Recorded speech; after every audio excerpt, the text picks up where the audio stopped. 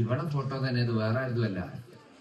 സ്വന്തം ഭാര്യന്റെ ഫോട്ടോ ഈശോയുടെ നമ്മളെ അത്ഭുതത്തോടു കൂടി ആ ഫോട്ടോ നെഞ്ചോട് ചേർത്ത് വെച്ചു. ഉറപ്പേ, എന്റെ ഭർത്താവിനെ സംശയിച്ചു പോയി, എന്നോട് ഇത്ര ഇഷ്ടമുള്ളത് എനിക്ക് അറിയില്ലായിരുന്നു കേട്ടോ, എന്നോട് ഇത്ര മഹബത്തുള്ളത് എനിക്ക് അറിയില്ലായിരുന്നു, ഞാൻ പോലും അറിയാതെ എന്റെ ഫോട്ടോ ഈശോയിൽ കിടക്കുന്ന ഭർത്താവ്. എത്ര സന്തോഷം. അന്ന് ഭർത്താവ് വീട്ടിലേക്ക് വരുമ്പോ അടിപൊളി പായസം ഉണ്ടാക്കി, നല്ല ജ്യൂസ് ഉണ്ടാക്കി.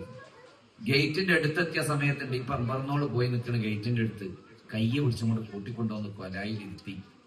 ഇയാളിങ്ങനെ ആലോചിച്ച് പടച്ചോനെ ഇപ്പം എന്തേ പറ്റിയത്? 12 വെല്ലടിച്ച വാതിലോർക്കാത്ത വാക്കുമേ ഈ വന്ന് നിൽക്കുന്നത്. ജ്യൂസ് കുടിക്കുമ്പോ ഇവിടെ എന്റെ കുപ്പായത്തിന്റെ കുടുക്ക് അയച്ചു കൊടുക്കുന്നു. ഇയാൾ ചോദിച്ചു, പൊന്നു മോളെ എനിക്കെന്തോ പറ്റിയത്? വല്ല ചെറുത്താനോ ജിന്നോ കൂടിയതാണെങ്കിൽ ബേജാറാണല്ലോ.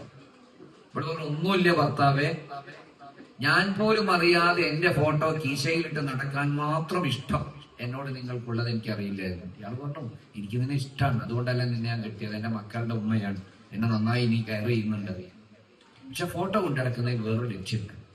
ഞാൻ അങ്ങാടിയിൽ സംഘടനാ പ്രവർത്തനങ്ങളിൽ, രാഷ്ട്രീയ പ്രവർത്തനങ്ങളിൽ, പൊതുപ്രവർത്തനങ്ങളിൽ, അതേ രൂപത്തിൽ നാട്ടിലുള്ള വെൽഫെയർ പ്രവർത്തനങ്ങളൊക്കെ ഇടപെടുന്ന ഒരാളാണ്. ഒരുപാട് ടെൻഷനുകളും ഒരുപാട് സങ്കടങ്ങളും ഒരുപാട് പ്രയാസങ്ങളും വരും.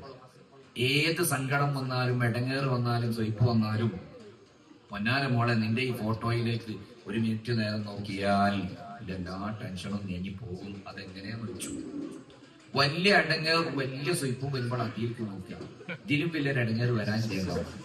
അതോടുകൂടി ബാക്കിയുള്ള അടങ്ങേറ് മുഴുവനും ഐസായി പോവാണ്.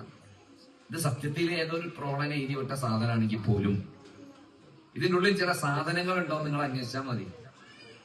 സ്വന്തം ഭാര്യയെ കുറിച്ച് ഇങ്ങനെ ആലോചിക്കുന്നതിൽ ഒരു സന്തോഷമുള്ള എത്ര ആൾക്കാരുണ്ട്? സ്വന്തം ഭാര്യയോട് സംസാരിച്ചിരിക്കുന്നതിൽ മനസ്സിന് ആനന്ദം കിട്ടുന്ന ഭാര്യയോട്, സുഹൃത്തിന്റെ അല്ല, സ്വന്തം ഭാര്യയോട് സംസാരിച്ചിരിക്കുമ്പോ മനസ്സിന് ആനന്ദം കിട്ടുന്ന എത്ര ആളുണ്ട് നമ്മുടെ കൂട്ടത്തിൽ?